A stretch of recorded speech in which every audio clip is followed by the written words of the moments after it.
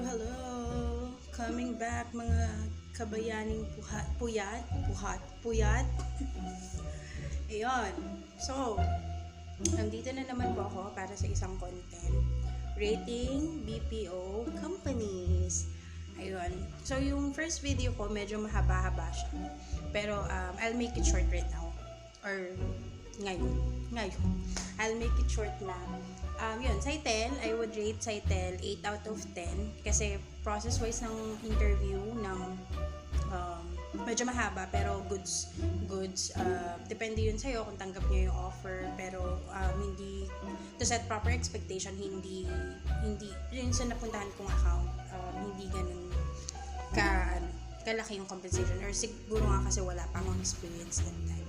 So yun, newbie friendly siya, so I suggest Saitel for those na wala pang